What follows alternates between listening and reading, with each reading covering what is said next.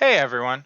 Today we're going to be checking out The Planet Crafters, a planetary exploration and crafting game currently running in alpha on Steam, marketing itself as already worth $19.99.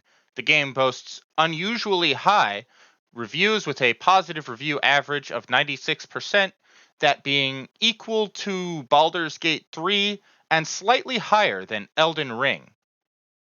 Now, since they have decided to market their alpha version as worth $19.99 as is, with the intention of raising that cost after they finish production, I am going to judge this game on the same level that I would judge any game, completed or not, that markets itself as worth $20. You say you're worth $20, and that is the standard to which I am going to hold this game accountable. Let's see if it holds up. So what we're looking at is a game where you're going to go out, you're going to gather resources, you're going to use the resources to build items, which will improve the environment of the planet you've been dropped on. Over time, this will improve your terraforming scores, which will contribute to unlocking technologies. As you unlock the technologies, you will venture farther to get more resources, to build more technologies, to improve the environment farther. You rinse and repeat, and over time, you get rewarded by getting to see the planet slowly come to life. Now, that all sounds like it could be really fun, but let's take a moment to talk about what's wrong with the game as it stands.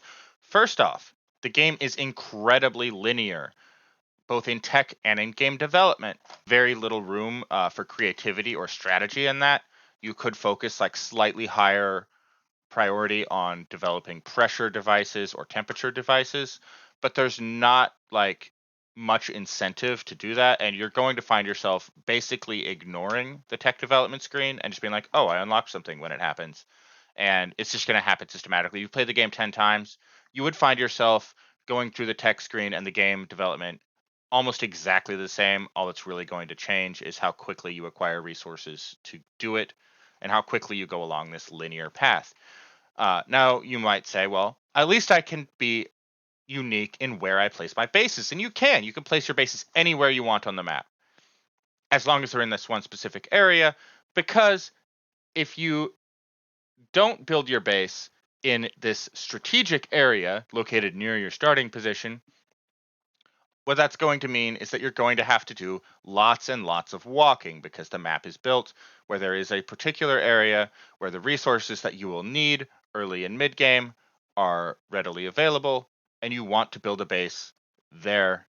There's a lot of guides and walkthroughs out there on that.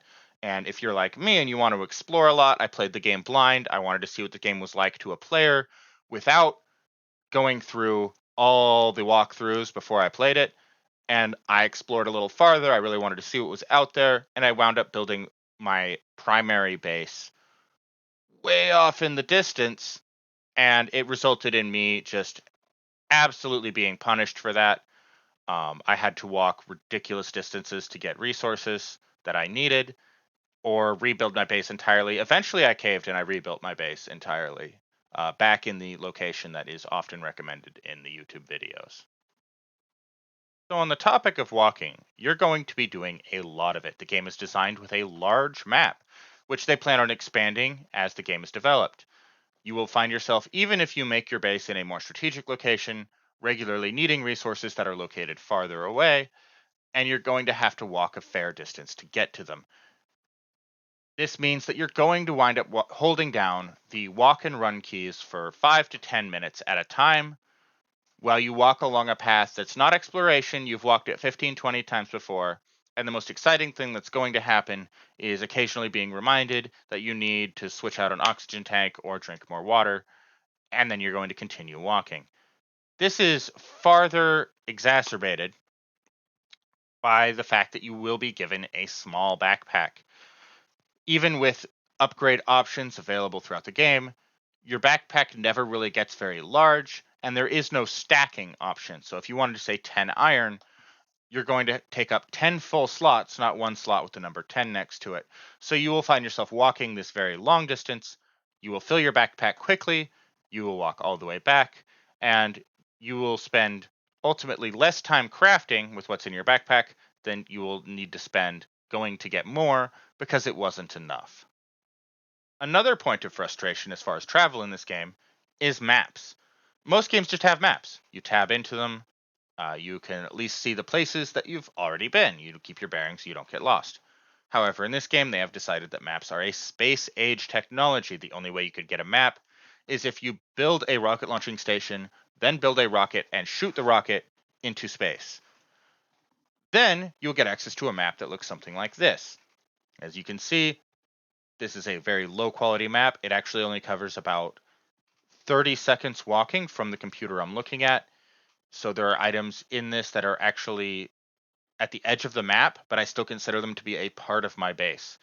So pretty useless. Now, if I wanted a better map that would cover a bigger area, I actually need to make a higher tech rocket and shoot that into space. And then maybe I would get a better map, which I still can't carry with me. So, like, if I am lost and I lose my bearings, I can only get my bearings back after I get back to base. Now, they do have a system for something called beacons. You could put a beacon down at a base or an outpost, point of interest, and assign it a color. And then wherever you are on the map, if you look in that direction, you'll see that color, so you'll know which direction, in general, what you might be looking for is. But it doesn't tell you anything about surrounding terrain. You can easily run into a lot of obstacles, mountain range, make the wrong turn to go around that mountain range, and just spend a really long time going in the wrong direction, actually putting more distance between you and the path you actually need to take to get where you're trying to go, which can be very frustrating.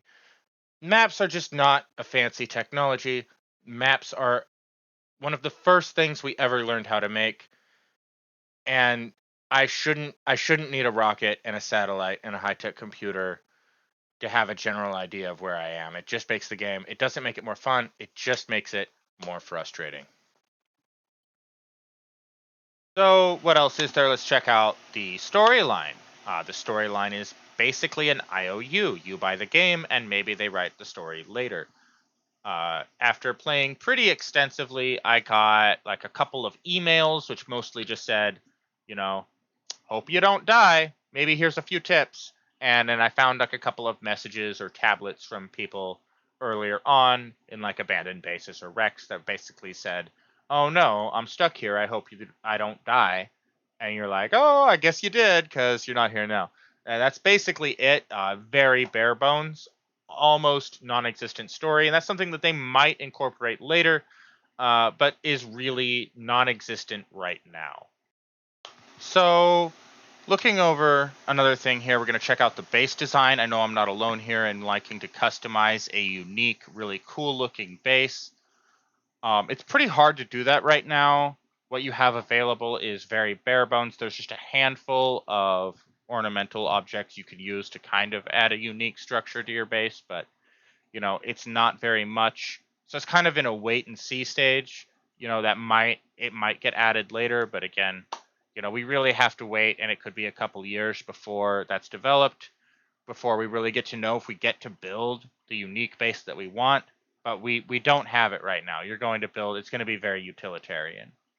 So in spite of all that, there were things I did really enjoy playing this game. I loved exploring ancient wrecks, ancient ruins.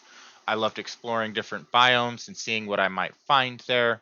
I really loved watching the planet slowly change as a result of my effort when the sky first turned blue, when it first started to rain, when I first started to get lakes and rivers, real sense of accomplishment. That was really enjoyable.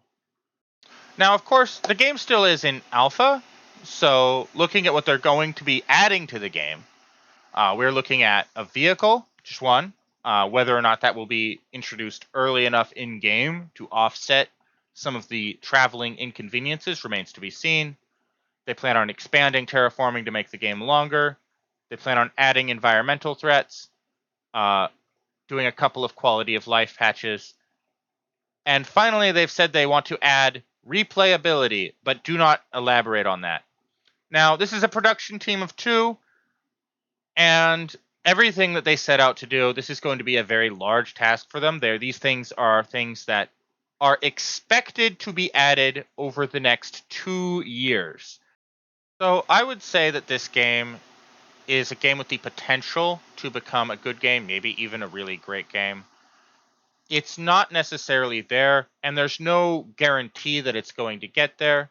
It's a very small production team. A lot of things can go wrong, and a 1999 alpha stage price point is a big ask for what might not yield fruit. I would say throw this one back in the oven for a couple years and see what comes out of it. So thank you all for watching. Please remember to like, comment, subscribe. If you have any opinions about the game or my critique of it, feel free to leave them down below. And I hope you all have a great day.